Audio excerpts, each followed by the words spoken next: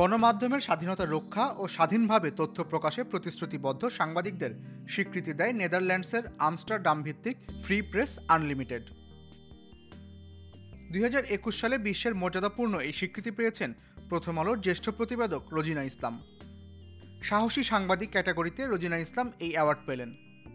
2 তারিখ বাংলাদেশ সময় দিবাগত রাত 12:15টায় নেদারল্যান্ডসের হেগ শহরের সিটি হলে আনুষ্ঠানিকভাবে এই ঘোষণা দেয়া হয়। রোজিনা ইসলামের পাসপোর্ট পুলিশের কাছে জব্দ থাকায় তিনি সশরীরে অনুষ্ঠানে যোগ দিতে পারেননি, তবে যুক্ত ছিলেন ভার্চুয়ালি। তার স্বামী মোহাম্মদ মনিরুল ইসলাম মিঠু অনুষ্ঠানে উপস্থিত থেকে অ্যাওয়ার্ড গ্রহণ করেন। পাকিস্তানের খ্যাতিমান সাংবাদিক হামিদ মীর রোজিনা ইসলামের নাম ঘোষণা করেন। এ সময় সাংবাদিকতায় সাহসিকতার পরিচয় দেয়ায় রোজিনা ইসলামের প্রশংসা করেন তিনি।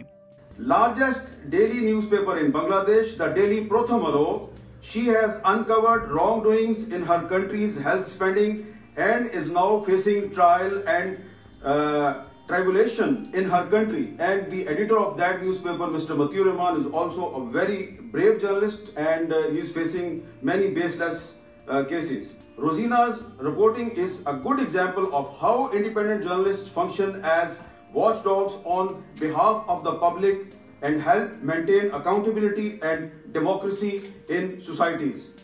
অনুষ্ঠানে দেয়া বক্তব্যে রোজিনা ইসলাম বলেন, পূর্বের অর্জনকে ধরে রেখে তিনি পেশা ছেড়ে দিতে পারতেন, তবে ভবিষ্যৎ প্রজন্মকে কি জবাব দেবেন সেই তাগিদ থেকে সাংবাদিকতা চালিয়ে যাওয়ার প্রত্যয় ব্যক্ত করেন। I could leave my profession and move to somewhere else with what I achieved so far. But what should I answer to my future generation?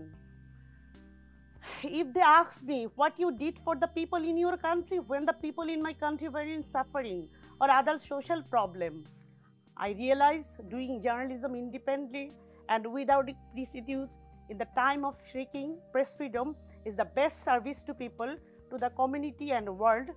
I decided to continue journalism. This award not only a recognition for my works or resilience what I have showed so far, rather it is indeed a global support to the journalist community in my country who are truly struggling to hoist the flag of truth seekers. প্রতিকূল পরিস্থিতি মোকাবিলা করে দেশে কাজ করা সব সাংবাদিকের জন্য নিজের এই অর্জনকে উৎসর্গ করেছেন সাহসী এই সাংবাদিক। ফ্রি প্রেস আনলিমিটেড কর্তৃপক্ষ মোট 3 জনকে 2021 সালের এই অ্যাওয়ার্ডের জন্য মনোনীত করেছিলেন। বাংলাদেশের রোজিনা ইসলামের সঙ্গে এই ক্যাটাগরিতে মনোনীত হয়েছিলেন মরক্কোর ওমর রাদি ও বেলারুশের রামান ভাসিউকভিচ। মনোনয়ন বোর্ড বলছে, বিশ্বজুড়ে সাংবাদিকেরা কয়েক বছর ধরে যেসব বিপদের মধ্যে লড়াই করেছেন তারই প্রতিনিধিত্ব করে সাহসী সাংবাদিকের ক্যাটাগরিতে মনোনীত হওয়া এই 3 সাংবাদিক।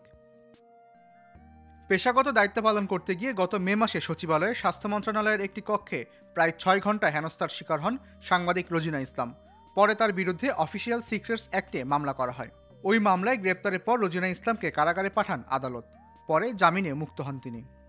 Long live journalism. এস আল আরিফিন, প্রথম আলো।